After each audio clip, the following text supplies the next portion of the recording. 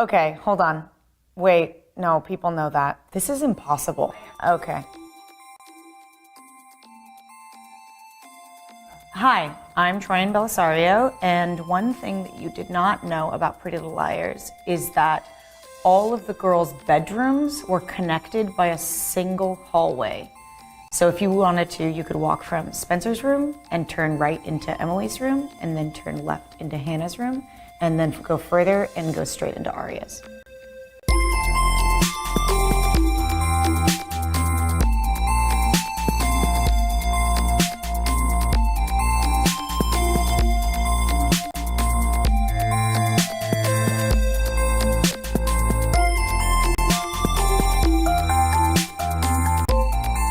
Epic.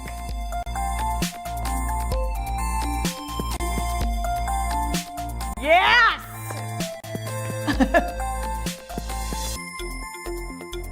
Of course, who doesn't? Ask that of anybody on my show.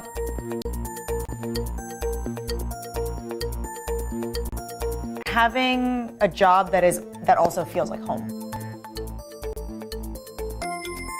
Probably just like the countless night shoots where we all just went bananas and just cried with laughter at 4 in the morning when we were just covered in mud, wearing heels, thinking we would never not be there. Looking back, those were the best times. I remember straightening my hair, doing my makeup, putting on my nicest outfit for Spencer, because I knew she was very wealthy, and walking in and auditioning, and then having them call me and say, we'd like you to come back for a callback, but could you do your hair and put on makeup and like wear something nice? And I remember being like, oh God, I have no idea what that means or how I'm going to accomplish that. Yeah, that's probably something interesting about my audition. Yeah, I kept a couple of Spencer's jeans and sweaters because they were awesome. I kept my Spencer for President button because, let's face it, we could use Spencer for President. There was one thing that I really wanted that I didn't take, but I don't want to say it out loud in case I do end up stealing it and then Warner Brothers knows. My Patti Smith poster, my French Lolita poster. That's about all I had in my dressing room. Eventually it was my Apple TV because that was just, hours of Peaky Blinders during lunch. Yeah, that was it, and a really nice scented candle. I actually started to bring in an electric guitar. And the cool thing was I had this thing called an iRig. And so I'd plug it in, it plugged into my iPhone, and it turned my iPhone into an amp. So I would put on headphones, and so I could be like super loud on the set and you wouldn't hear anything. But in my head, it didn't really sound like Jack White, but it could have. If I was Jack White, it would have sounded like Jack White. It was that loud. And it was so much fun just to be on set while like Lucy Hale and Ian were having like a love scene. And I was just like, in the corner. Oh man. There are these peanut butter filled pretzels that I eventually had to stop eating because I just wouldn't stop eating them. So it was probably that, and then eventually we got the crafty guys to buy us kombucha, so it was just like, you would be shooting a scene and you'd hear on the other end of the set just like, shh, oh no, and it would just be like explosions everywhere. Smokehouse is right across the street, so that's a big hangout, especially on a Friday. If we ever wrapped before an ungodly hour, it was really fun to go over to the Smokehouse. But also just each other's houses. We kind of do that weird thing where when we'd wrap at an ungodly hour, we would sometimes just go to each other's houses and, open a bottle of wine and just continue to talk. Probably hiking. I love Griffith Park.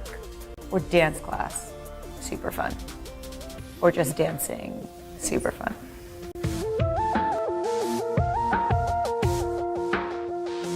I don't know if I could have pulled off Allison. That would have been a huge challenge for me. So I think probably Allison or Mona, because Mona would have just been so much fun. She's pretty scary.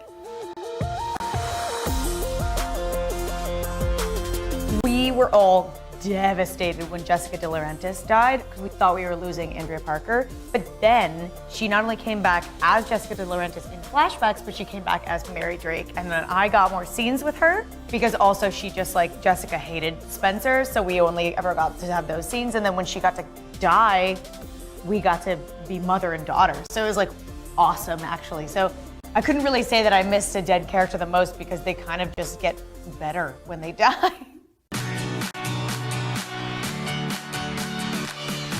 I mean, stealing somebody's eggs and fertilizing them and then putting them in your secret crush, love, best friend of years, I'd say that's probably the craziest thing.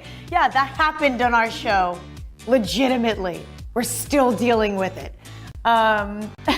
So that's pretty, you know, it's like, it's either that or like when A took all of the other letters out of the alphabet cereal and just made it all A's. It's like a toss-up, you know? It's like one just is a lot of time, the other one is batshit crazy. When my friends came over to watch my episode, my directing, the one that I directed, it was hilarious because everything that happened, like there was this scene when Emily is talking to Allison. It's like, I want you to have the baby, and she decides to have the baby, and like, spoiler alert, it's already out there, I don't feel bad.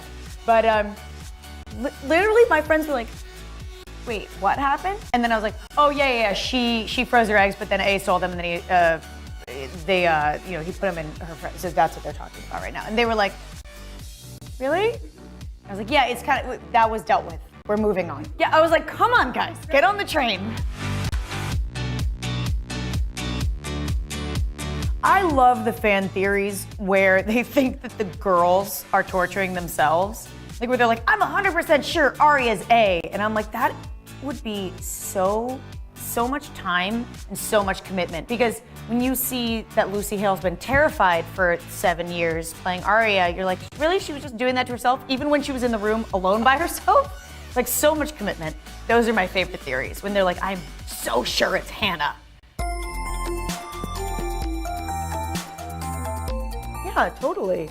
It's called the Backyard Barbecue. It's happening on Saturday. I think it would be so much fun. I would love to work with everybody again, but I do think it would, you know, I would want to know what it was if it was just us getting together, you know, on my like iPhone, and we were just like putting it up on YouTube. I'd be like, all right, guys, I might be busy on Tuesday, but yeah, it would definitely be fun to revisit these characters in this world.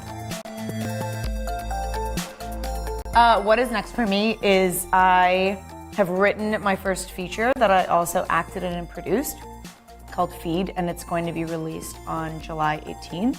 And I'm really, really excited because I've been working for now 8 years on this feature film, and it was directed by my best friend. And it's a deeply personal story, so I'm really, really proud to get that out there.